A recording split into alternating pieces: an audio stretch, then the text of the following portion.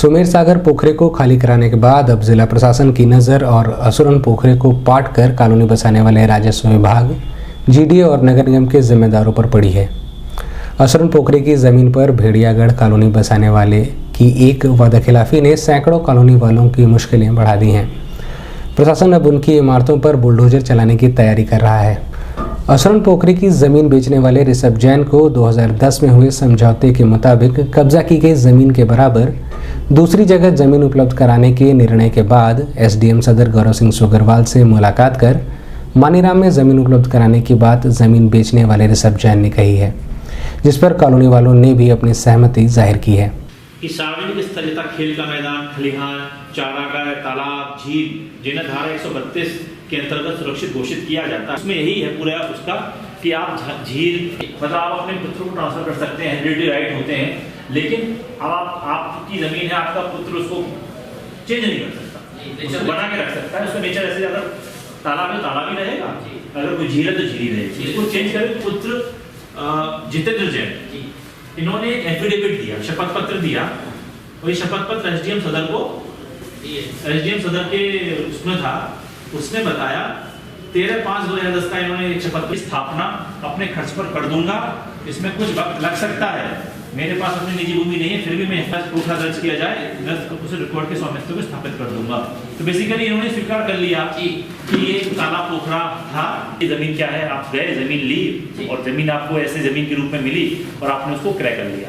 एक पता है कि तालाब है और तालाब को जमीन आपको सस्ते मिल जाएगी, आपने उसको खरीद लिया जमींदार से और फिर उसको आपने प्लॉटिंग करके उसको बढ़िया बना के उसको फिर दूसरे को सेल कर दिया।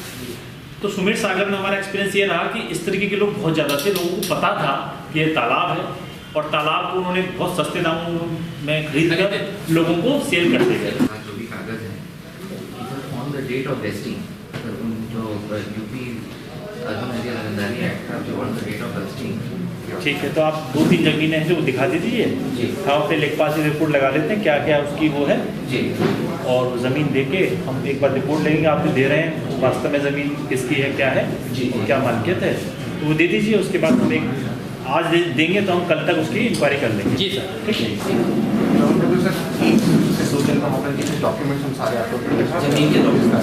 ज़मीन के डॉक्यूमेंट्स हम निकाल लेंगे। आप मुझे ऑप्शन जैसे 2-3 और मिल जाते हैं, प्रोड्यूस कर देते हैं। मुझे कब तक देंगे आप? 27। इस संबंध में मीडिया कर्मियों से बात करते हुए एसडीएम सदर गौरव सिंह सोगरवाल व कॉलोनी निवासी रतन श्रीवास्तव ने बताया। पोखरा के जितने भी वहाँ के स्थानीय निवासी हैं, जो मधुसूदन नगर के नाम से कॉलोनी है, वहाँ के सभी लोग आए थे और वो कह रहे थे कि सर इसमें जो हम जिस ज़मींदार से हमने ज़मीन ली है, हम लोग भी 2010 से उनको कह रहे हैं कि आपको कमिश्नर, तत्कालीन कमिश्नर सर के दिए गए आदेश के अनुसार हर्जाने के तौर पर वो ज़मीन उपलब्ध करानी है। अब ऐसे में अभी तक ज़मीन उपलब्ध नहीं कराई गई है, तो अब उनको यही कहा जा रहा है कि आपको ज़मीन उपलब्ध करानी है। तो आज वो लोग भी आए थे, ज़मींदार जैन, और वो भी कह रहे थे कि सर हम प्रस्ताव लेके आए हैं, कुछ ज़मीनें उन्होंने चिन्हित की हैं और 24 तारीख तक का टाइम मांगा है। परसों वो लोग फिर ज़मीन के साथ लेके आएंगे। हमने उनको बोला कि 2010 के आदेश माननीय आयुक्त महोदय पीके मोहंती सर के द्वारा उसका अनुपालन आप सुनिश्चित कराएं, क्योंकि आपने हलफनामा दिया है, आपने एफिडेविट दिया है कि आपको उतनी ज़मीन हर्जाने के तौर पर तबादला के रूप में देनी है। अब वो व्यक्ति जो ज़मींदार हैं ऋषभ जैन, वो लोग आए थे और उन्होंने ज़मीन का प्रस्ताव के लिए 2 दिन का समय मांगा है। तो 24 तारीख को वो एक प्रस्ताव के साथ आएंगे।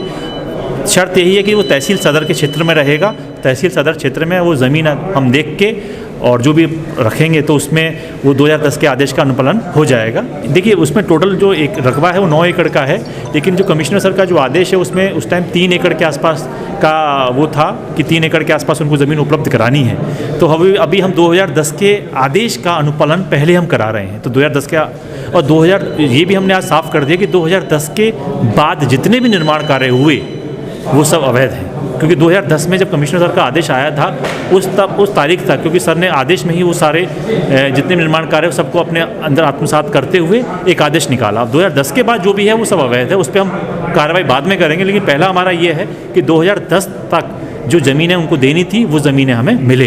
उस ज़मीन 10 तक सर 3 एकड़ के आसपास लगभग। बढ़ा है उसमें। हाँ, उसमें शायद फिर बढ़ा है, लेकिन अभी हमारा ये है कि पहले 2010 तक जो ज़मीनें थी, 2010 में लगभग 3 एकड़ के आसपास देना था।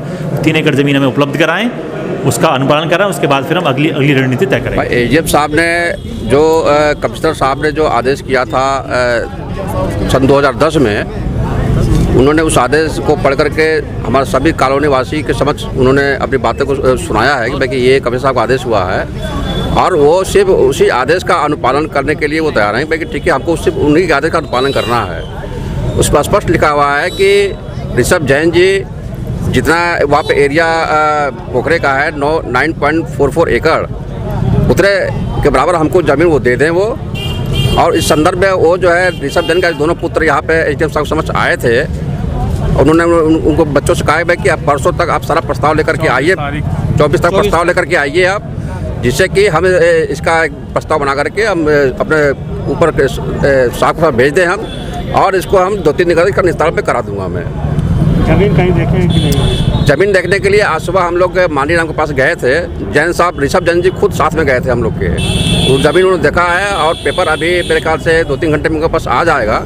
और जैसे पेपर उनके पास आ जाता तो प्रस्ताव बना करके वो एजीएम साहब को समझ वो अपना बात रखेंगे कि सर यह ज़मीन हम लोग देखे हैं, 2-3 जगह और भी उन्होंने देख रखा है, और जैसा फिर एजीएम साहब का आदेश होगा उस हिसाब से अपना वो